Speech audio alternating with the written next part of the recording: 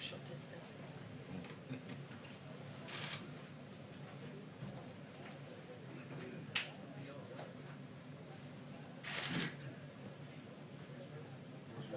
You win. Come on, heads up.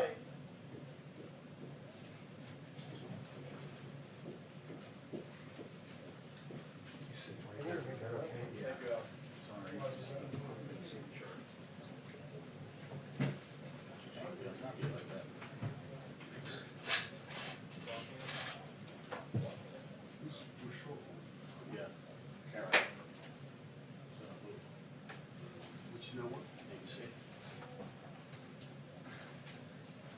So what's coming? John's coming. John's coming. John. John. Heads up.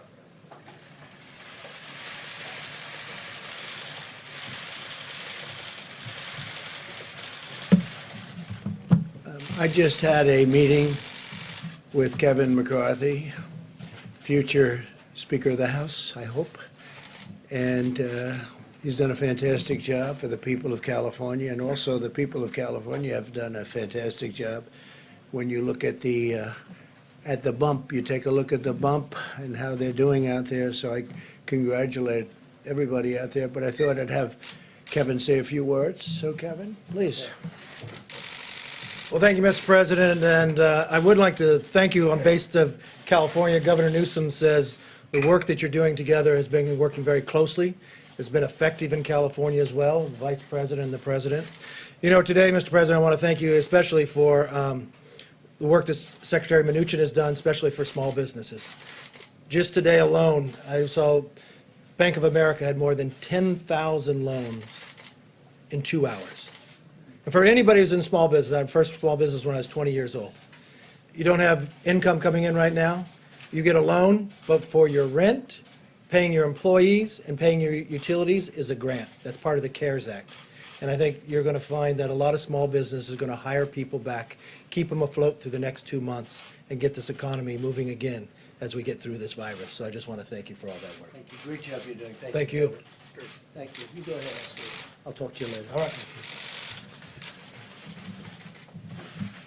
Okay, thank you very much, everybody. And I want to start by saying that our hearts go out to the people of New York as they bear the brunt of the coronavirus pandemic in America. That seems to be the hot spot right now, but you have some others, as you know, that are very, very bad, very bad. Louisiana is getting hit very hard. Parts of Michigan are getting hit very, very hard. New Jersey is surprisingly, it's much greater than anybody would have thought. They're doing a really good job. Governor's doing a really good job out there. New York's first responders, EMTs, doctors, nurses are showing incredible courage under pressure. They're the best in the world. We will take every action and will spare no resource, financial, medical, scientific. We will not spare anything. We'll get it back into shape. The Empire State, the governor's doing an excellent job. They're all working very hard together. At the request of the governor, as you know, the Javits Center, we have 2,500 beds, and we're going to allow that to be a system where this horrible disease can be looked after, the patients can be looked after. That was going to be for regular medical problems, such as accidents. And, you know, it's very interesting. The governors tell me we don't have too many accidents. There are very few people driving. So we're going to put that facility into play, which is a big facility. The ship will be staying the way it is, but we're putting that facility into play to help them. And today also the CDC is announcing additional steps Americans can take to defend against the transmission of the virus. From recent studies, we know that the transmission from individuals without symptoms is playing a more significant role in the spread of the virus than previously understood. So you don't seem to have symptoms and it still gets transferred. In light of these studies, the CDC is advising the use of non-medical cloth face covering as an additional voluntary public health measure. So it's voluntary, you don't have to do it. They suggest it for a period of time, but this is voluntary. I don't think I'm going to be doing it, but you have a lot of ways you can look at it as follows. The CDC is recommending that Americans wear a basic cloth or fabric mask. They can be either purchased online or simply made at home, probably material that you'd have at home. These face coverings can be easily washed or reused. I want to emphasize that the CDC is not recommending the use of medical grade or surgical grade masks, and we want that to be used for our great medical people that are working so hard and doing some job. Medical protective gear must be reserved for the frontline healthcare workers who are performing those vital services. The new mask guidelines also do not replace CDC's guidance on social distancing, including staying in your home when possible, standing at least 6 feet apart for a period of time. Again, we're going to all come back together here. We're going to all come back together and practicing hand hygiene, which we should do anyway. A lot of things I think are going to spill over. Shaking hands maybe will stay with our country for a long time beyond this. One of our great doctors was telling me that, as you know, we have flus every year, and the number of people killed by the flu is very substantial. Said that if they didn't shake hands, that number would be substantially lower. So maybe it'll stay, maybe some of these things long-term will be good. But those guidelines are still the best and the safest way to avoid the infection. So with the masks, it's going to be really a voluntary thing. You can do it. You don't have to do it. I'm choosing not to do it, but some people may want to do it, and that's okay. It may be good. Probably will. They're making a recommendation. It's only a recommendation. It's voluntary. We're also taking action to ensure the cost of no barrier to any American seeking testing or treatment of the coronavirus. The largest insurer nationwide, the Blue Cross Blue Shield system, has now announced that it will not require any copays, which is really something. That's a tremendous statement, from patients of the virus treatment for the next 60 days, similar to the commitments of Cigna, Humana, Anthem. Those are great companies, and they're all doing the same thing. So copays, for them to do that it's a big statement. We appreciate it. Today, I can so proudly announce that hospitals and healthcare providers treating uninsured coronavirus patients will be reimbursed by the federal government using funds from the economic relief package Congress passed last month. So that was as per the question yesterday, and actually the day before yesterday. This should alleviate any concern uninsured Americans may have about seeking the coronavirus treatment. So that's, I think, answers the question pretty well, and very much in the favor of our great people. I'm also signing a directive invoking the Defense Production Act to prohibit export of scarce health and medical supplies by unscrupulous actors and profiteers. The Secretary of Homeland Security will work with FEMA to prevent the export of N95 respirators, surgical masks, gloves, and other personal protective equipment. We need these items immediately for domestic use. We have to have them. But we've done really well with the purchase of items, and you'll be hearing about that shortly. We've already leveraged the DPA to stop the hoarding and price gouging of crucial supplies. Under that authority, this week, the Department of Health and Human Services, working with the Department of Justice, took custody of nearly 200,000 N95 respirators, 130,000 surgical masks, 600,000 gloves, as well as bottles, many, many, many bottles, and disinfectant sprays that were being hoarded. All of this material is now being given to healthcare workers. Most of it's already been given out. And we've given a lot to New York, a lot to New Jersey, a lot to other places. In addition, to ensure that healthcare workers in New York have the protective equipment they need, the federal government, in the name of the Department of Defense, is providing about 8.1 million N95 respirators. Department of Defense. and we've already given 200,000 of them to New York City. Mayor de Blasio needed them very badly, so we got them to Mayor de Blasio in New York City. They were very grateful. 8.1 million, and we're going to be increasing that number from 8.1 million to more. That's a lot of N95 respirators. Today, my team spoke with the CEO of Ochsner Health and the CEO of LCMC, the two largest health systems in New Orleans. They said they feel that they currently have enough ventilators. I think a lot of people are going to have enough ventilators and masks and appreciate what we did and all of the things we've been doing with them, working with them.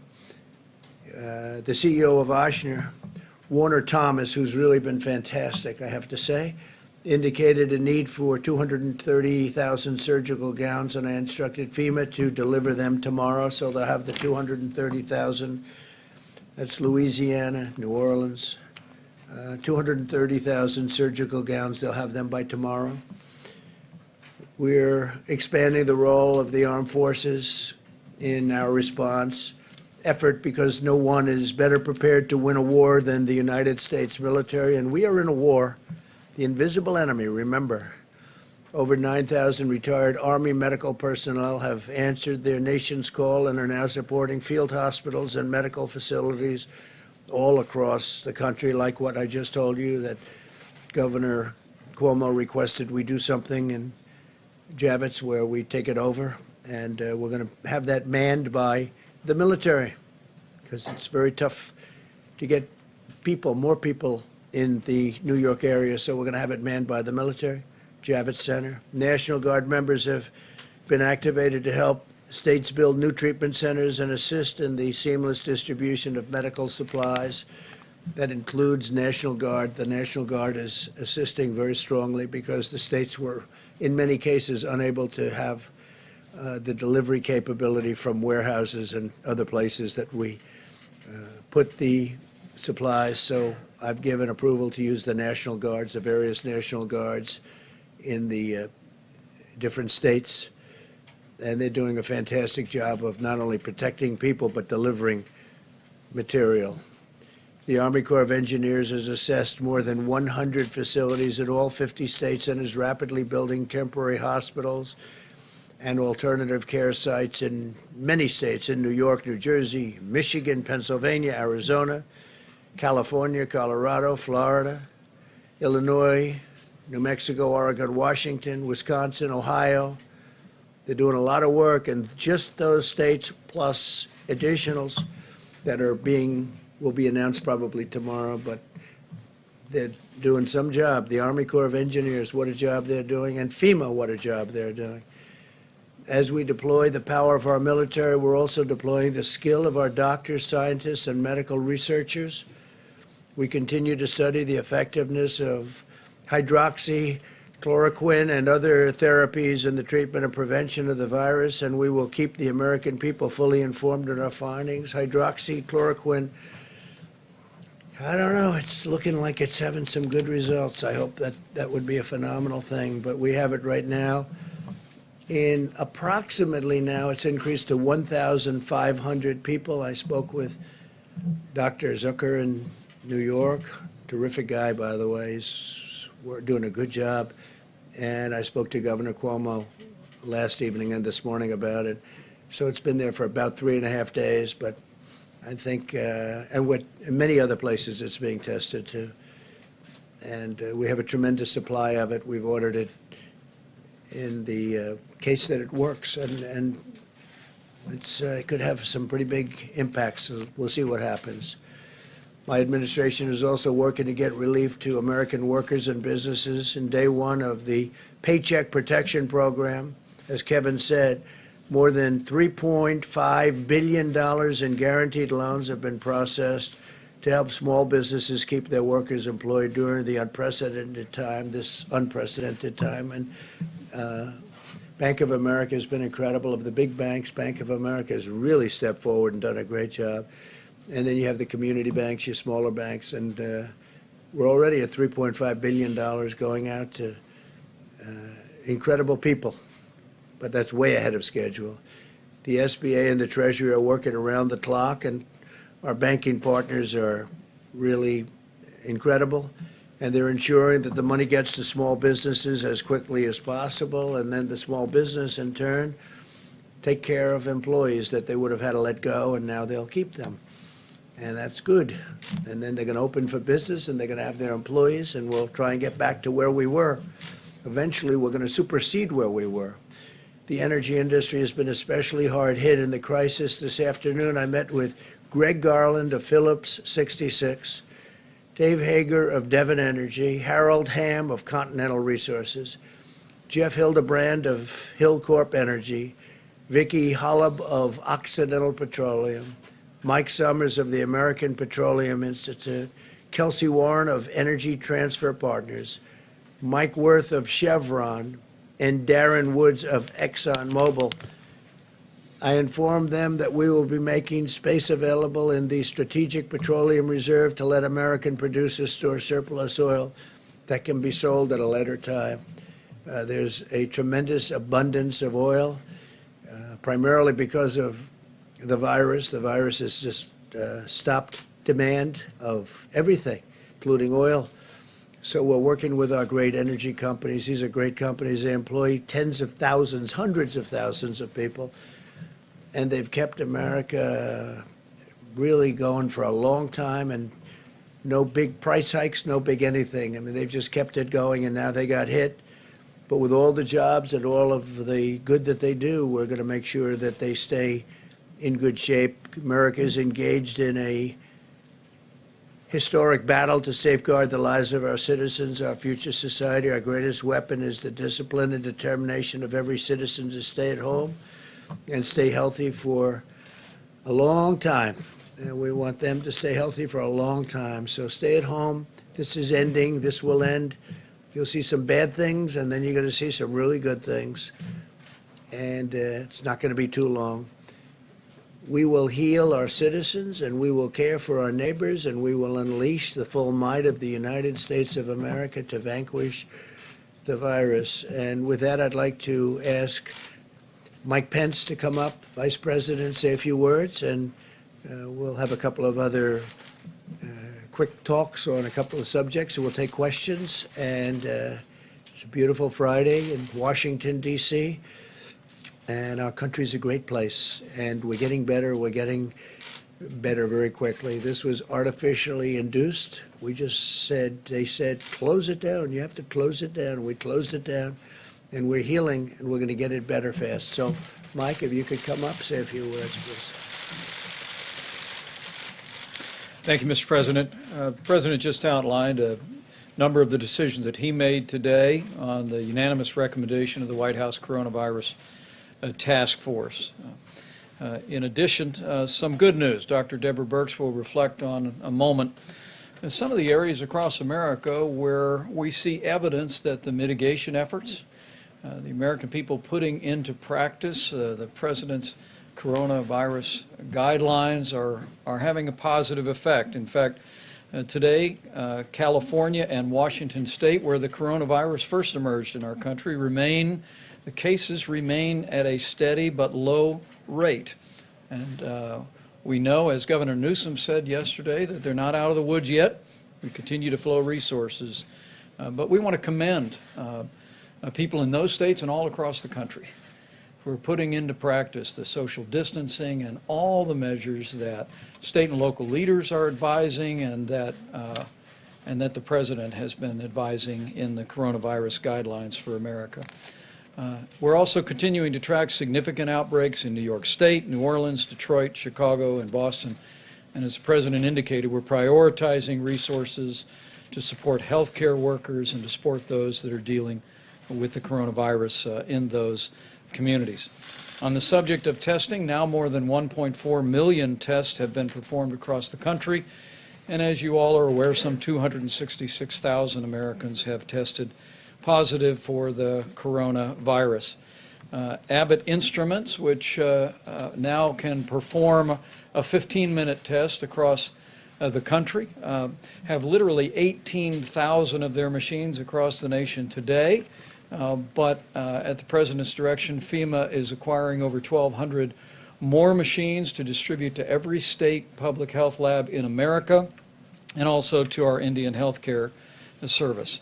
And the big news, of course, over the last few days was that the FDA, once again in near record time, has approved an antibody test developed by Celex, and we're continuing on the White House Coronavirus Task Force to examine ways that we can scale up these rapid tests and these innovative new tests, not just to meet this moment, but to lay a foundation for testing across the nation in the months ahead. As the President mentioned, he met with energy executives today and continues to engage with leaders of businesses all across the nation. We also held a teleconference today with commercial retailers. On the President's behalf, we thanked them for the way that people that operate malls and shopping centers around the country have embraced and enacted the coronavirus guidelines for America. It's had enormous impact on their businesses and their industries, but I heard from them their patriotic commitment to put the health of their associates and their customers first, and it was deeply inspiring. On the subject of supplies, the President detailed our work in that space. It continues to this day. Part of our air bridge, we had a flight arrive from China today to Columbus, Ohio. We continue to work each and every day watching the data about cases to ensure that, in particular, not just the personal protective equipment is available for the healthcare workers that are on the front lines, but also that ventilators are available. As this epidemic makes its way through regions and communities, we are literally working hour by hour, day by day, to make sure that patients, families, and healthcare providers have the equipment and the support that they need. As the President mentioned, we've seen over $1.5 billion in loans go out through the Paycheck Protection Program today. We have available for questions the head of the CDC today to speak about the new guidance on cloth face coverings. And Secretary Azar, in a few moments, will explain just how the President's decision to make sure that no American will ever have to worry about paying for testing or for coronavirus treatment. I'm pleased to report that the President's direction, Medicaid and Medicare already expanded to coronavirus treatment and testing early on. And of course, the President just indicated how major insurance companies across the country are not just waiving copays on testing, but they're now waiving copays for at least 60 days on any coronavirus treatment. But now, as Secretary Azar will enumerate, and now we'll make sure that any American, even those that have no insurance, will be able to receive treatment in a hospital and never have to worry about the bill. I just give a gentle reminder to every American, if there is evidence across the country that you're putting into practice the coronavirus guidelines for America. Every American has a role to play, and I want to thank you on behalf of the President and all of the American people for the way that you're stepping forward, you're engaging in the social distancing and doing the things that will slow the spread. We encourage you to keep on keeping on. We will get through this, America. We will get through the coronavirus to that day of renewed health, renewed prosperity that the President always describes. But we'll get through there sooner, and we'll get through there when we work together. Dr. Burke? Thank you, Mr. Vice President. Mr. President, thank you for your words of discipline and determination. I guess that really describes what we're asking every American, to really be disciplined about these guidelines and really determined to stay in that space of execution. You know, we are just in week 3 of this full guidance measure. We really do appreciate the work of the citizens of California and Washington State, because we do see that their curve is different. Their curve is different from New York, New Jersey, and Connecticut. And we really believe that the work that every citizen is doing in those states is making a difference, and it will make a difference for the frontline healthcare providers. We also are deeply grateful that despite the way their curve looks today, they continue to get ready for a different potential. so that they can ensure that patients, if they do get sick, have options and availability. To all the frontline healthcare workers in what we have referred to as hot zones, areas where the number of cases are quite significant, the New Orleans, the New York City metro area, including New Jersey and Connecticut, the incredible work that the frontline healthcare workers are providing. We're really working now at a much more granular level, talking directly to hospitals to ensure that they have the supplies that they need in coordination with state and local governments. And to work, I think we discussed it yesterday, but I think it was quite clear also and reiterated by Governor Cuomo today, that we have to support one another as each of these different metro areas and other areas move through their peak of new infections. When we talked about it at the beginning of this week, we talked about this week and next week being incredibly difficult. And we want to recognize the number of Americans who have lost their lives to this virus and recognize the sacrifice that healthcare providers are making both in their care, but I think I'm very uplifted by hearing their messages to families and their compassion for others to provide that kind of support to the individuals in the hospital. We continue to watch, in addition, the Chicago area, the Detroit area, and have some developing concerns around Colorado, the District of Columbia, and Pennsylvania. So as you can see, each of these will follow their own curves. We'll be getting more and more of those case over time information in a very granular way to each and every one of you so that we can follow these epidemiologic curves as each of these states, counties, and communities move through this together in solidarity, and really ensuring that we can move supplies creatively around the country to meet the needs of both the frontline healthcare providers, but also every American who needs our support right now. Thank you. Thank you very much. Well, thank you, Mr. President, for your continued leadership as we battle the coronavirus. First, I want to thank all of the members of the HHS team and the frontline healthcare workers across America, including those service workers who serve in our hospitals and our healthcare facilities, those who clean, those who deliver, those who stock the shelves, all those who are going into battle every day against the virus. Your country's asked you to serve as never before, and you have responded heroically. I'm going to provide a brief update on the administration's plans to cover the testing and treatment for the uninsured. Getting the uninsured access to the care they need is a top priority for President Trump. We are already rolling out the $1 billion in funding from the Families First Coronavirus Response Act to cover providers' expenses for testing and diagnosing the uninsured.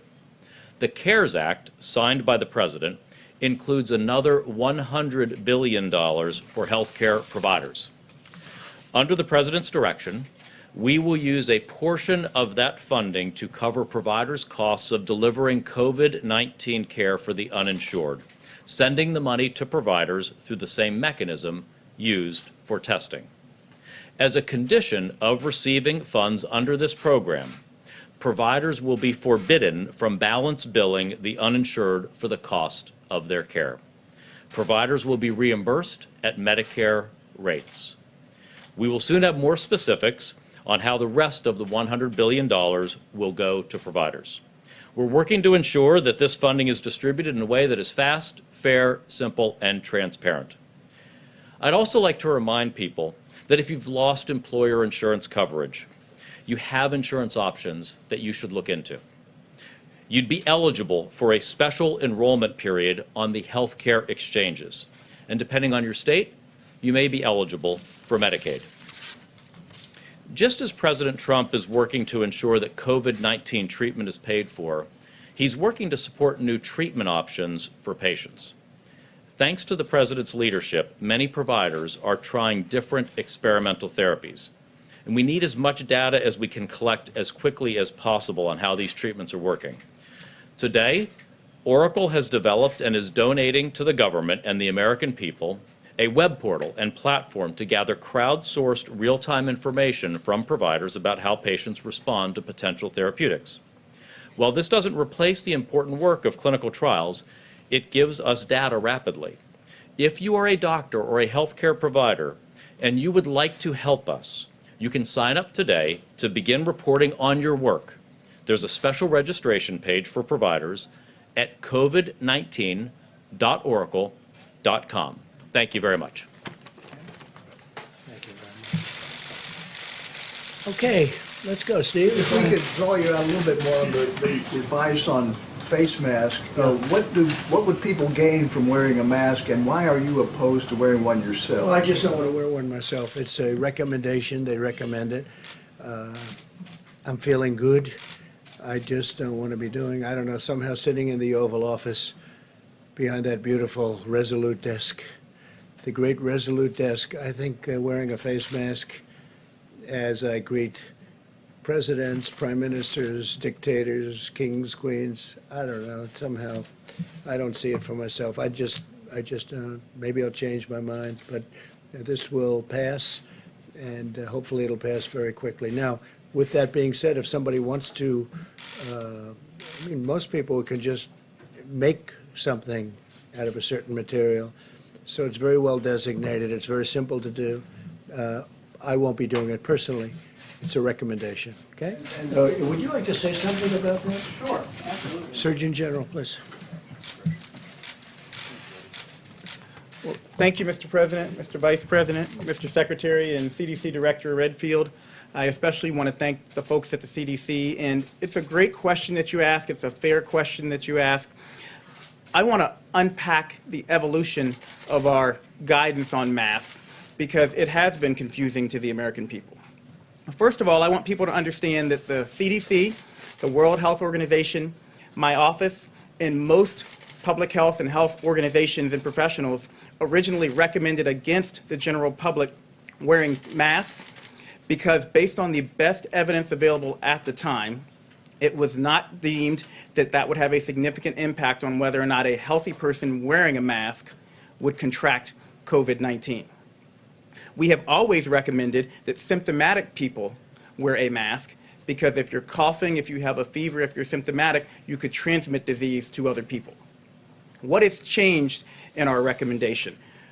Well, it's important to know that we now know from recent studies that a significant portion of individuals with coronavirus lack symptoms. They're what we call asymptomatic. And that even those who eventually become pre-symptomatic, meaning that they will develop symptoms in the future, can transmit the virus to others before they show symptoms. This means that the virus can spread between people interacting in close proximity. For example, coughing, speaking, or sneezing, even if those people were not exhibiting symptoms. In light of this new evidence, CDC recommends and the task force recommends wearing cloth face coverings in public settings where other social distancing measures are difficult to maintain. These include places like grocery stores and pharmacies. We especially recommend this in areas of significant community-based transmission. It is critical, and the President mentioned this, the Vice President mentioned this. It's critical to emphasize that maintaining 6 feet of social distancing remains key to slowing the spread of the virus. But CDC is additionally advising the use of simple cloth coverings to slow the spread of the virus and to help people who may have the virus and do not know it from transmitting it to others. The cloth face coverings recommended are not surgical masks or N95 respirators. Those are critical supplies that must continue to be reserved for healthcare workers and other medical first responders as recommended by the current CDC guidance. As the President also mentioned, cloth face coverings fashioned from household items or made at home from common materials at low cost can be used as an additional voluntary public health measure. This recommendation complements and does not replace the President's coronavirus guidelines for America, 30 days to slow the spread, which remains the cornerstone of our national effort to slow the spread of the virus. CDC is always looking at the data. We've told you that from the beginning. Dr. Birx says it every single press conference. We're looking at the data, we're evolving our recommendations, and new recommendations will come as the evidence dictates. So I want to say if you do choose to wear a face mask, very important, wash your hands first because you don't want to put on a face covering with a dirty hand. Do not touch your face while you are wearing the face covering, because again, you could take materials from the surface, germs from the surface, and bring it to your face. If you choose to wear a face covering, please leave the N95 mask, the medical supplies for the medical professionals, healthcare workers, and frontline workers. Know that this is not a substitute for social distancing. And remember, this is all about me protecting you and you protecting me. This is about us coming together as communities, and if people voluntarily choose to wear a face covering, they're wearing it to protect their neighbors from getting the coronavirus, because again, they could have asymptomatic spread. So, Mr. President, thank you very much for that. Appreciate the opportunity to update everyone. Okay, John? Mr. President, Dr. Fauci last night recommended, said that every state should have stay-at-home orders right now. Do you agree with that? Should every state in this country have the kind of stay-at-home orders that we now see in places like I Washington? leave it up to the governors. The governors know what they're doing. They've been doing a great job. I guess we're close to 90% anyway. And states that we're talking about are not in jeopardy. No, I would leave it to the governors. I like that from the standpoint of governing, and I like that from the standpoint of even our Constitution. Please. Mr. President, to address the shortage in the blood supply, the Food and Drug Administration announced yesterday. Well, I pointed it out. Right? Thanks, We Mr. had it. President. I heard a different voice. I heard a much different voice. Go ahead. We'll get you later. Going to the oil meeting previously, Yeah. is the U.S. willing to cut domestic oil production? What came out of the meeting? What was the consensus? Well, a lot of things came out. It's a great industry. It's an important industry. It's a tremendous job-producing industry, and it's just vital. And it was also very interesting because they all were given the test before they came into the room. So you have the head of ExxonMobil, you have all these guys taking the test, and they all passed with flying colors, so that was good. They left happy in that respect, at least. There's just an overabundance of oil right now, oil and gas, a tremendous overabundance, and it was caused, they were doing a great job. They were producing a lot of energy, but then you had the virus come along, and it knocked another 35%, maybe 40% off of the market. So there's too much oil, there's a glut, and these are great companies, and they'll figure it out. It's free market, we'll figure it out. You spoke to President Putin. I mean, what's on the table here And with the Crown him? Prince, both. Yeah. They were having a competition, we'll see how it all works out. I think it's gonna work out very well. It's gonna take a long time to get rid of that. There's massive excess amount of oil and gas, massive, like probably there's never been. So where that does work out well, I guess you could say, is for drivers. I think in certain locations it's down to 90 and 95 cents a gallon right now on the road. But we have a tremendous industry, a great industry, a tremendously important industry from the standpoint of jobs. And we're energy independent. We have to make sure we keep it that way. All right, please, go ahead. Mr. President, as I was saying, the Food and Drug Administration, to address the shortage in the blood supply, announced yesterday it would ease the restrictions on certain donors, including gay men, who are now required to be abstinent for 3 months as opposed to 12 months to donate. Did you have a hand in that change? No, I didn't know anything about that. That was done by the FDA, very capable people at the FDA. Please, Yes, Mr. President, both the government of Canada and 3M are pushing back on this DPA not to export N95 respirators. 3M says... I don't this- blame them. They can push back if Yeah, they but want. they're saying it We're not raises- happy with 3M. Yeah. We're not happy, and the people that dealt with it directly are not at all happy with 3M. So we'll see whether or not we do. I heard what he had to say today. I don't know the gentleman, but we're not happy with 3M. Go ahead. And where is Dr. Fauci? I don't know, but every time you ask that question, whenever he's not here, you look, you say, where is he? And you'll say, is there a problem? No problem whatsoever. Every time he's not here, sometimes I'll ask him to come because that's the first question that you and a couple of others from the fake news establishment ask is, where's Dr. Fauci? We're doing great together. Different subject, if I may Except ask. we're covering a different subject today. Go ahead. Different subject, if I Go ahead, may Jim. ask. Try another Mr. one. President, you have said nobody could have seen this pandemic coming. But in fact, Secretary Azar at a biodefense summit in April 2019 said, of course, the thing that people ask, what keeps you most up at night in the biodefense world? Pandemic flu, of course. I think everyone in this room probably shares that concern.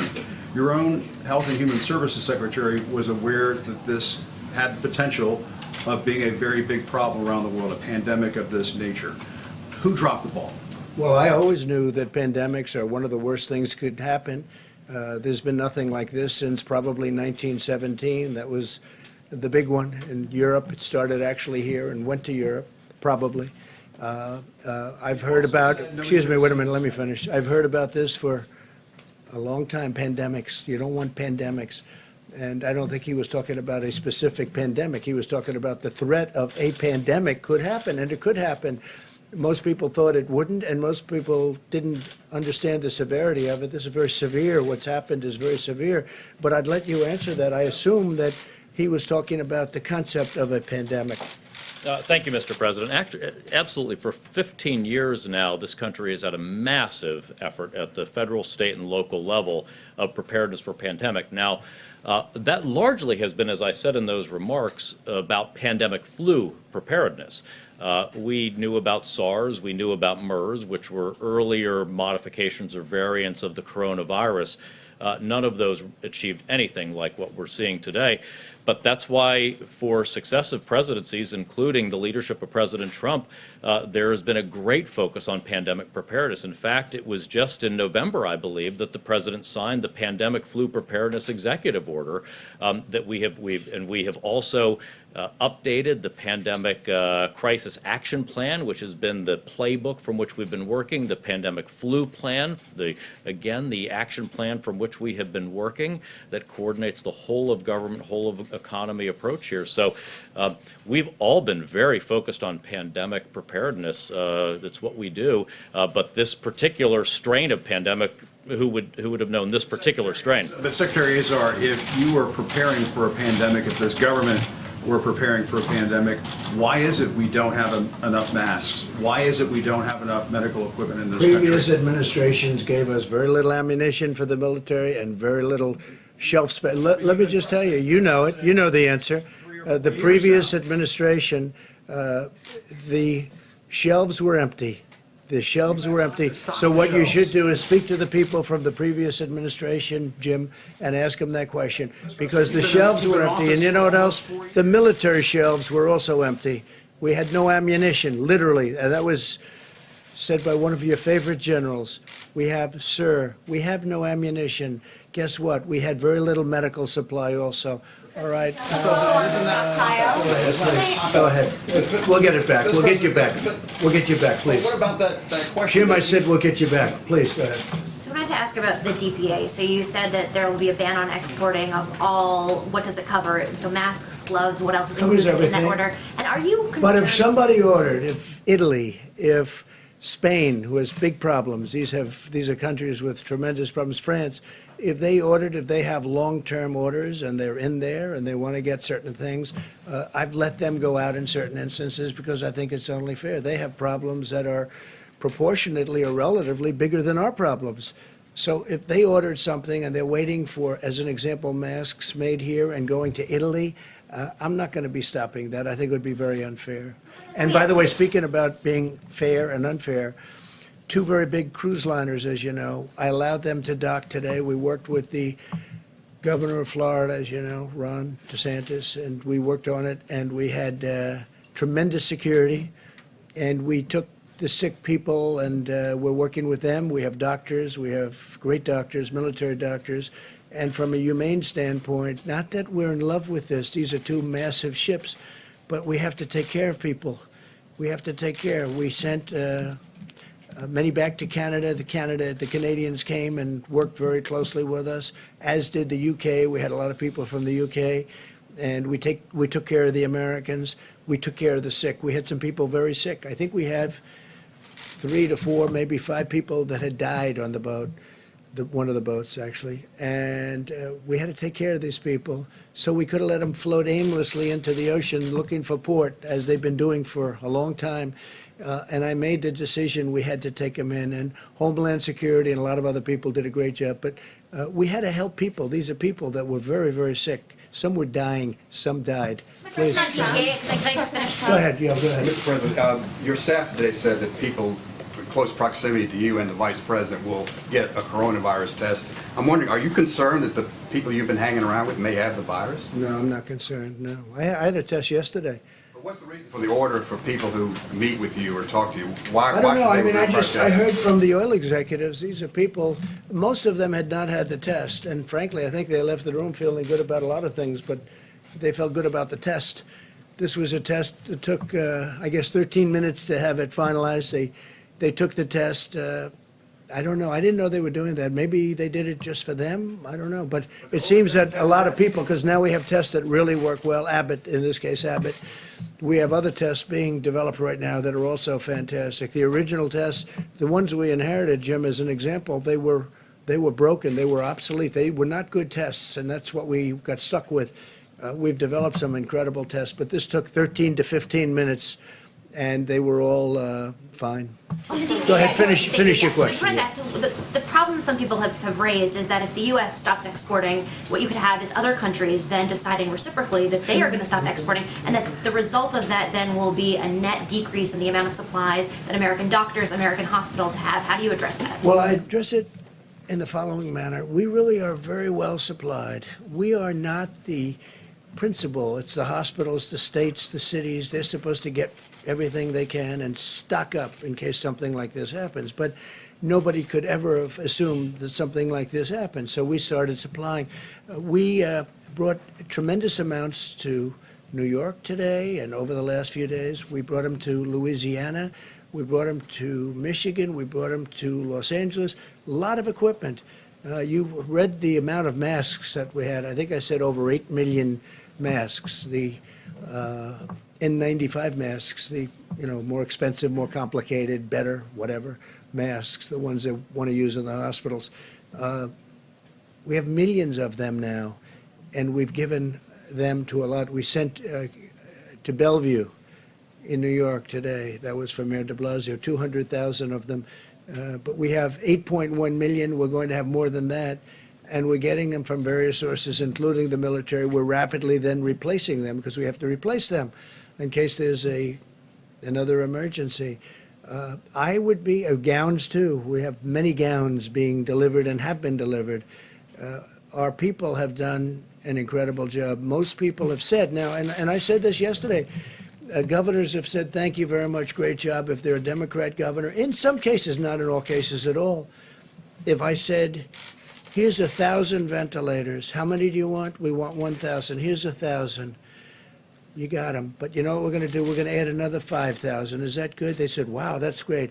And then if Jim Acosta goes and says, are you happy with the president? No, he should have given us 10,000. That's what's happening. You know why? Because that's a standard political answer. And that's a shame, because we have done a job like nobody's ever done a job. But we've just delivered a lot of masks. We've just delivered a lot of gowns and protective gear.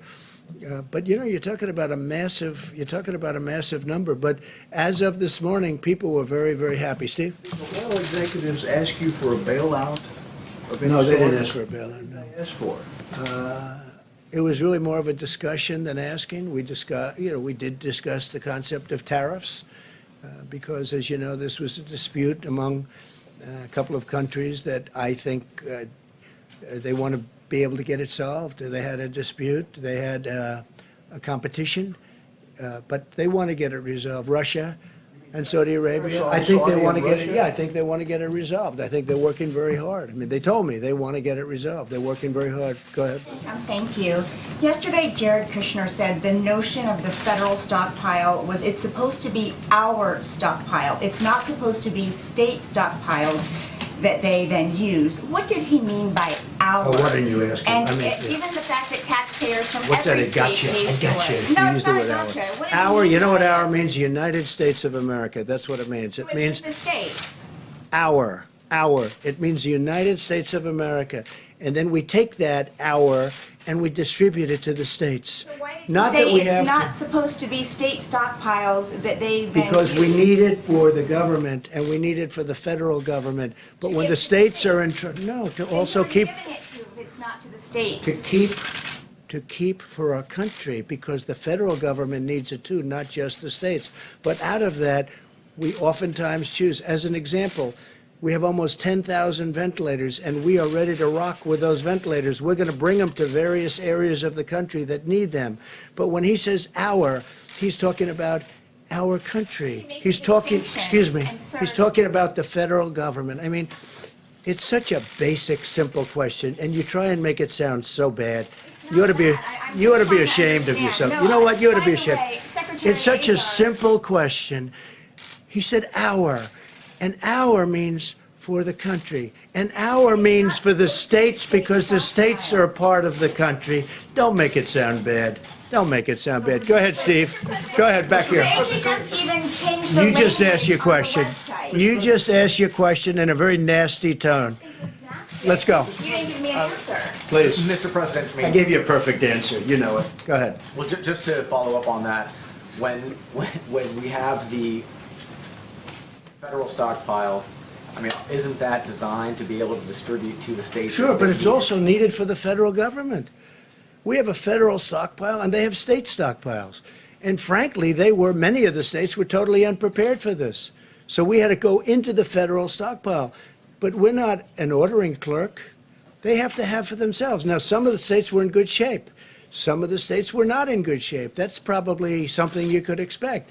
We have been helping states. We have been spending a tremendous amount of time, effort, and billions of dollars on making sure that they have what they have. I mean, take New York. We built them hospitals. I built them 4 hospitals, built them medical centers, sent a ship with 1,000 rooms and 12 operating rooms. And then on top of that, gave vast numbers of ventilators and vast numbers of surgical gowns, equipment, masks, everything else. Now, they had a chance to order ventilators over the years. They had a chance to order a very big, but they didn't choose to do it. We were there and we helped them. And I think the governor of New York is very thankful for the help that we gave. But we have a stockpile. It's a federal stockpile. We can use that for states or we can use it for ourselves. We do use it for the federal government. We have a very big federal government. Go ahead. Have you decided not to use your powers to be essentially a traffic cop for all the essential medical supplies that are We're needed? not a in this? traffic cop. We're a humanitarian cop. We help. It's like the ships. Do you think we wanted to take 2 big ships into our country that have obvious problems, and you know the problems I'm talking about? So I have a decision to make. Do I take them in or do I save lives? Okay? Do I take them in or do I save? I decided to take them in. And we have tremendous protection. We have great doctors there to help the people. They had 4 or 5 people that died. That was as of last night. They died on the ships. We took care of it. And now the people are in the process of, and many are already back in Canada, they're back in the UK, United Kingdom, and many of them were American citizens. Some were very sick. We're taking care of the sick people. We're testing all of the others very, very carefully. Very, very carefully. They are being tested like you wouldn't believe. And we solve a humanitarian catastrophe. You know why? Because nobody else would take the ships. Nobody else would take them. So we docked them in, I think, Fort Lauderdale. Why you don't say we're the federal government and there's a shortage of masks and other things, and we're going. We do say that. We say and we use the act.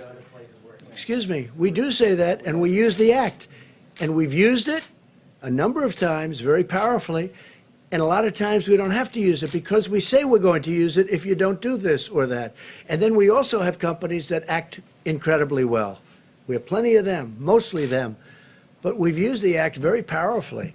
And a lot of times you don't have to exercise the act. All you have to do is tell them, look, if you don't do this, we're going to use the act.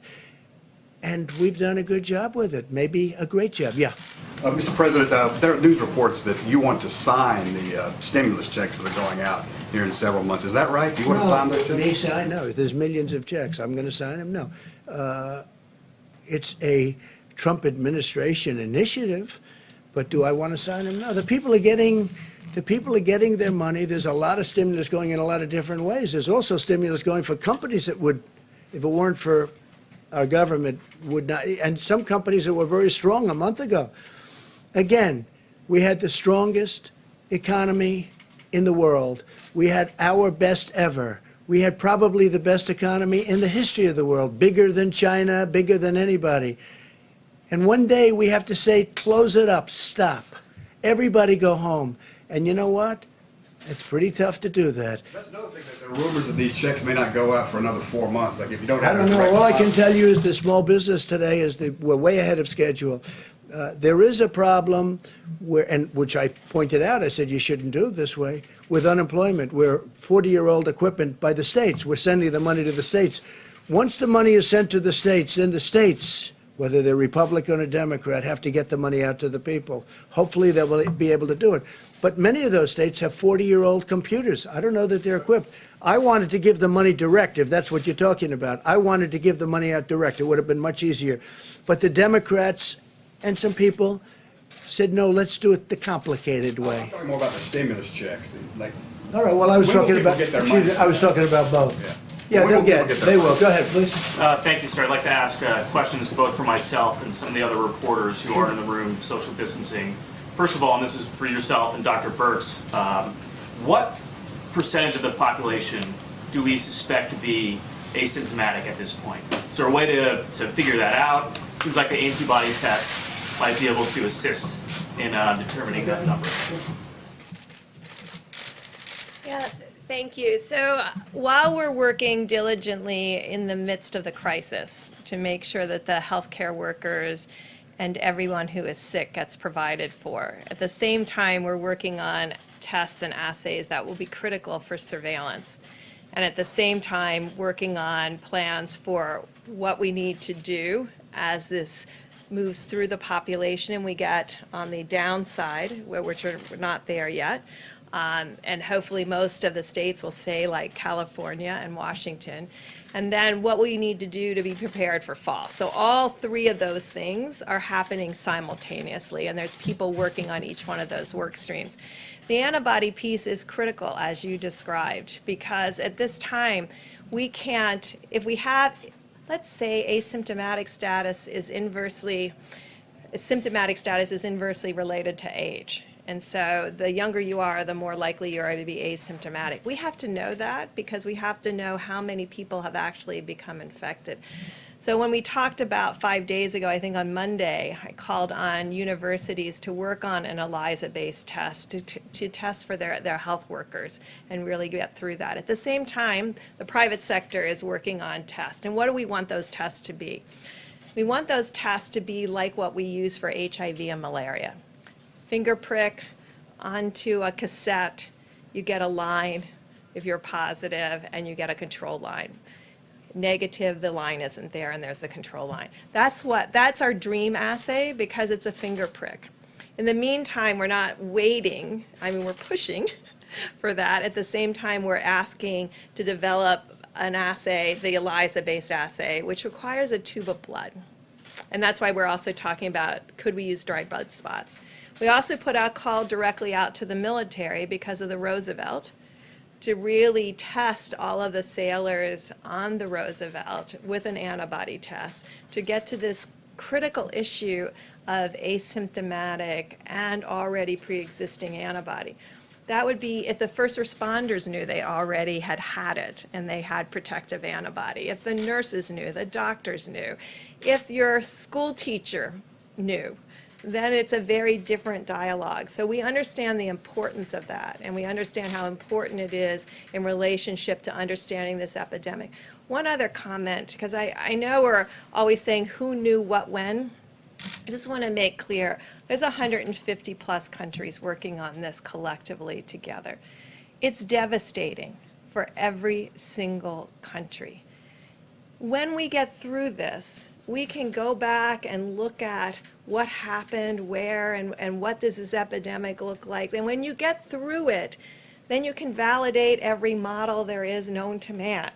When you're in the middle of it, you have to concentrate on serving the needs of each American and what that need looks like. At the same time, you have these other work streams on surveillance and how to be prepared both scientifically and therapeutically and vaccine-wise for the next fall if it happens again. So I think these things are happening together, but I just want us to really concentrate on the fact that all around the globe, country after country is dealing with this.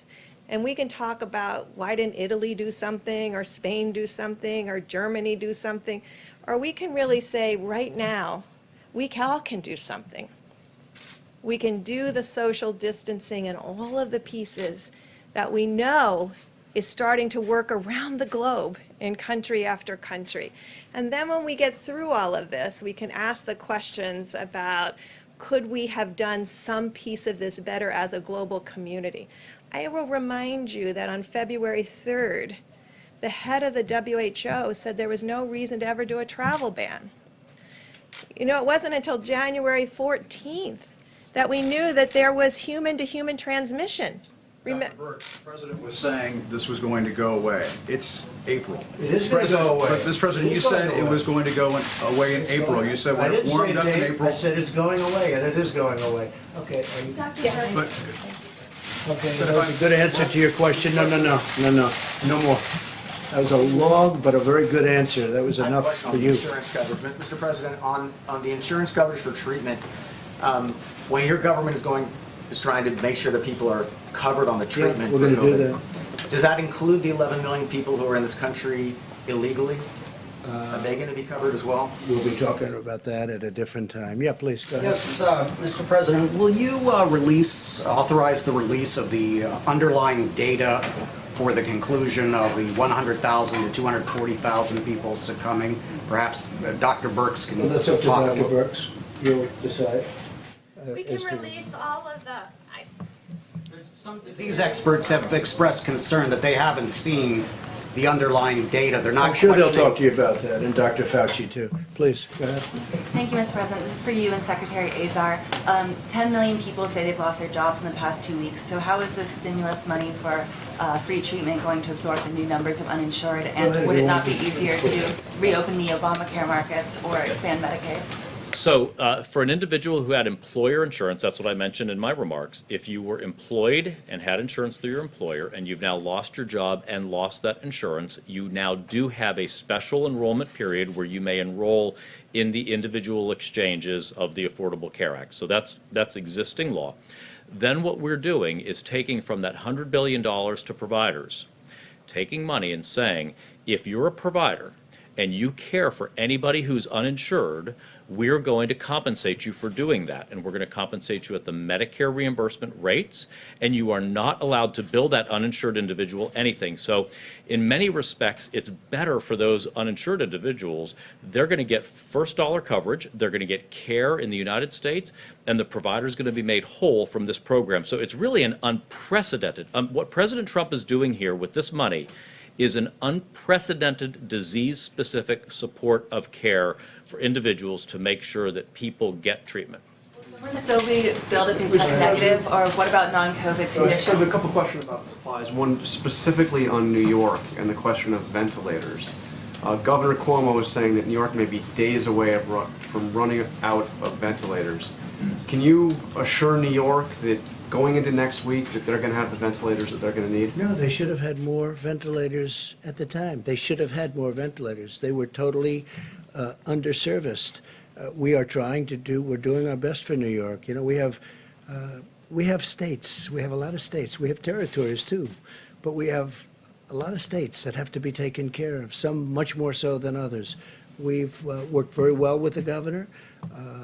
We happen to think that he's well-served with ventilators. We're going to find out. But we have other states to take care of. We have a big problem in Louisiana. We have a big problem in Michigan. We have a big problem in 7 other really strong hotspots. But we're doing the best we can. I wish they did the original orders 3 years ago. They would have had all the ventilators they needed, although even then they wouldn't, because if you look at what the original request was from New York, it was far greater than anybody ever heard. And we've supplied a lot. I told you, we supplied some just today to New York, and we supplied some yesterday to New York City.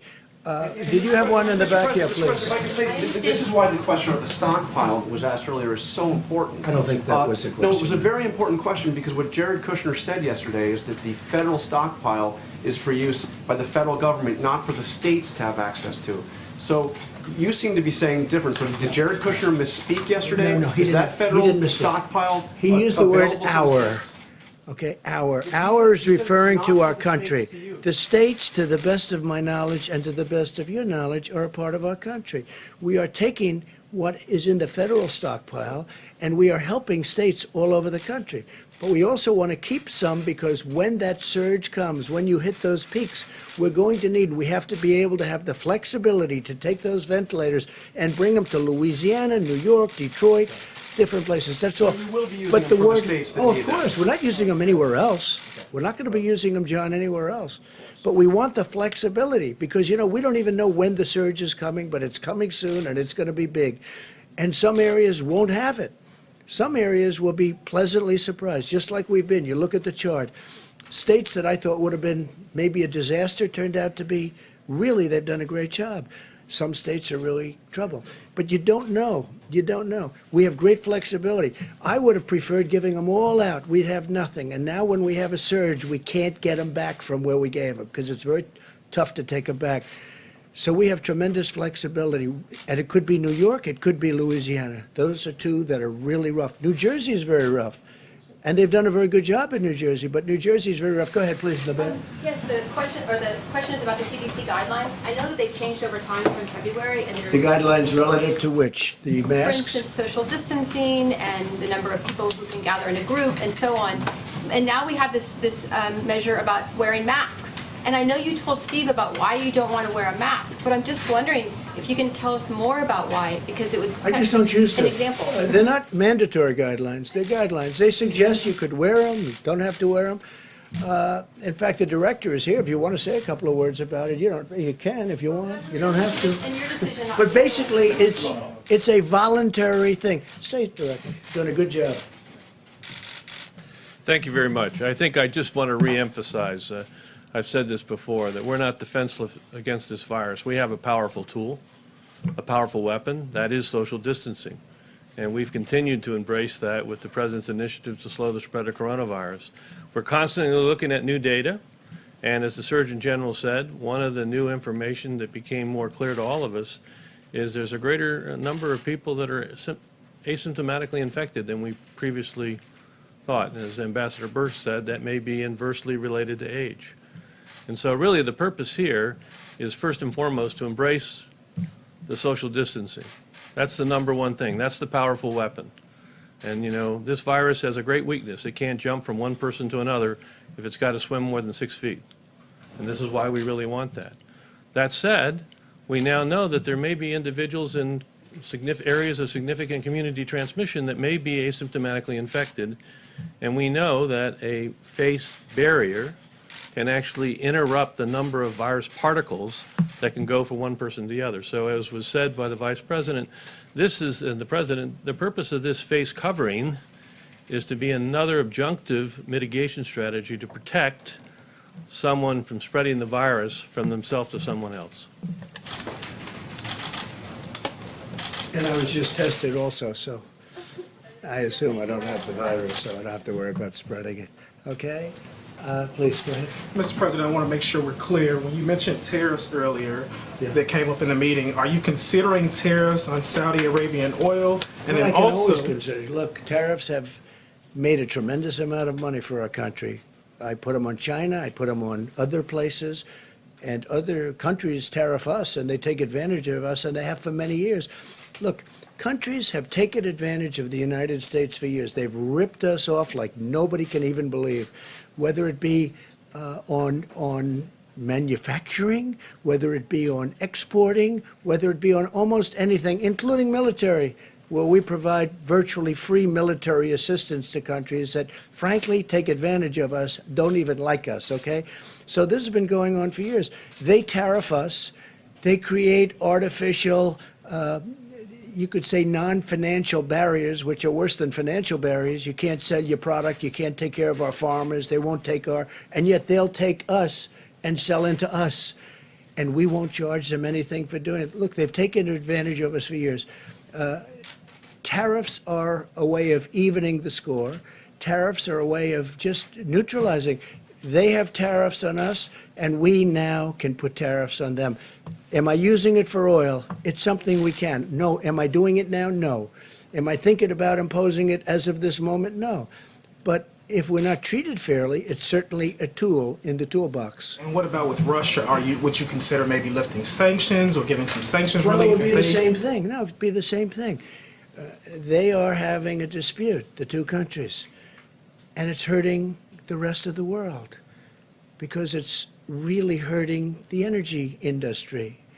Russia's being hurt unbelievably badly, and Saudi Arabia is being hurt unbelievably badly because oil and gas is a primary, that's where they get most of their income.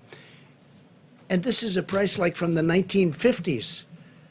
All right? It's a price from the 1950s. They are being hurt very badly. I think they're going to settle their dispute pretty quickly. Why, on the oil, why do Go you ahead, think Mr. President, getting them to raise the price? Why do you think you haven't been more successful in getting them to increase production in Russia and Saudi Arabia? Well, they have increased production. That's what they've done. They've increased it so much that there's, so you meant the opposite. Why do you think you haven't been successful in getting them to reduce? Well, they're going to stop because the market, ultimately the market is going to get them to stop.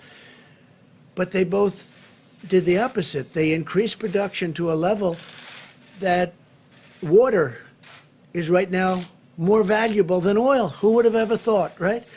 You go to some of these kingdoms, water is far more valuable than oil. There's so much oil. It's a tribute in a way. But what happened is there was a lot to start off with, and then you had the virus, and it knocked the hell out of the market in terms of demand. So there's no demand, and there's tremendous supply. So, I mean, you saw numbers where it was down to 20 and down, frankly, below 20. It was even below 20.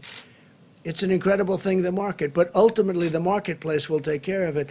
But I think they're going to work out their problem fairly quickly. Okay, go ahead. Mr. President, thank you, Mr. President. We're already talking about phase 4 of a stimulus, right? But you and Pelosi and McConnell are already talking about different things that should be in it. Now, last time, people were telling me that the fact that you wouldn't talk to Pelosi was an impediment and it really slowed things down. Are you? I'd talk. If it were important to talk to her, I'd talk to her. If it were important for the American people, I'd talk to her. But other than that, I can have other people talking to her. Look, you ready? Infrastructure is a great thing for me. I think infrastructure for this country, we have an old broken infrastructure. 50 years ago, we were the envy of the world. And then we spent all this money so stupidly in the Middle East. We spent, it's going to be very close to $8 trillion in the Middle East. How stupid was that decision? But they spent it on that and other things. We've got to fix our infrastructure. That means roads, highways, tunnels, airports, everything. We got to fix our infrastructure. And the beauty is because of the fact that we are so strong as a country, we're borrowing at zero. We never had a chance to borrow at zero. Even this country, we never had a chance to borrow at zero. We're going to borrow. This is a great time. So we can fix our infrastructure and we'll have almost no interest costs. This is the time to do it. Steve, one more question. The death toll projections that you shared with us earlier this week, are we still on the current trajectory for that, or have social... Which one? I have many trajectories for many things. 100 to 240,000. Are we still on that trajectory, or have we made any improvements, or maybe not enough time has passed? Say it, Steve. What? Have we made enough improvements? On what? On what? On social The models distancing. you talked about. On the models? I'd have to ask Dr. Fauci, and I'd have to ask Deborah. Have the models changed? So a lot of the projections you can see are based on, there's many different ways to look at this. And as we discussed on Sunday, some of it is based on the current global experience. We're about, I think, 6.5 or 5.5 times the size of Italy, a different factor in Spain, and we look at all of those, what their projections are, where they are currently, and where that is going. And so a lot of the work is based on how this virus has moved through other populations. That's a very direct way to see how the virus is impacting a population. There's also terrific models. And so every day and every night, one of the models that actually looks at the model related to mortality is the healthdata.org data. And they update it every night, and you can see where we are in that projection. I think in the last run of that model, they were at 93,000 or something in the model. Now, all of that can be changed by our behaviors. And so, and all of it can be changed in a different way if we don't follow those behaviors. If another major metropolitan area ends up having an epidemic like the New York metro area, that could dramatically change not the model, but the reality of the impact of this virus on Americans. Now, by the way, the models show hundreds of thousands of people are going to die. You know what I want to do? I want to come way under the models. The professionals did the models. I was never involved in a model, but at least this kind of a model. But you know what? Hundreds of thousands of people, they say, I want much less than that. I want none, but it's too late for that. But I want very few people relative to what the models are saying. Those are projections. I hope they're wrong. I hope we're going to be under those projections. Two questions on continuity of government. How come you always have two? Why can't you have one? Well, they're related. Every time. I have three questions. I have two questions. Can you give me one instead? Because you have a couple of other people. Go ahead. Okay, I'll go with my second one. The governor of Wisconsin is now talking about delaying the primary, or at least not having in-person voting. So my question is, and I asked this a couple weeks ago, I want to see if you've made any progress on this. Looking ahead to the fall, are you taking steps to ensure that the general election will happen even if this pandemic has reemerged or hasn't gone away? The general election will happen on November 3rd. In Wisconsin, what happened is I, through social media, put out a very strong endorsement of a Republican conservative judge who's an excellent, brilliant judge. He's a justice. And I hear what happened is his poll numbers went through the roof. And because of that, I think they delayed the election. Concerned about people going to in-person I voting? don't know. Why didn't he do it before? He's doing it right before the election. but do you think Excuse me. Why did he do this 2 weeks ago? All of a sudden, all of a sudden an election which is taking place very soon gets delayed. Now, I just endorsed him today, and it was a very strong endorsement. His polls, he's gone very high up, and all of a sudden the governor comes out, the Democrat governor, by the way, comes out and says, oh, we're going to move this election. So I don't know. I hope you're right. I hope you're right. But do you think every state in this country should be prepared for mail-in voting? No, in case we're in a because I think a situation? lot of people cheat with mail-in voting. I think people should vote with ID, voter ID. I think voter ID is very important. And the reason they don't want voter ID is because they intend to cheat. When you get something, when you buy something, you look at your cards and credit cards and different cards. You have your picture on many of them, not all of them, but on many of them. You should have a picture on your for voting. It should be called voter ID. They should have that. And it shouldn't be mail-in, excuse me, it shouldn't be mail-in voting. It should be you go to a booth and you proudly display yourself. You don't send it in the mail where people pick up all sorts of bad things can happen by the time they sign that, if they sign that, by the time it gets in and is tabulated. No, it shouldn't be mailed in. You should vote at the booth, and you should have voter ID. Because when you have voter ID, that's the real deal. Thank you very much. We'll see you tomorrow. One other answer. We go back to Do you have an update on the hydroxychloroquine. domestic travel? Secretary, is there why did the website definition of the stockpile change? Why did the definition of the stockpile change this morning on your website?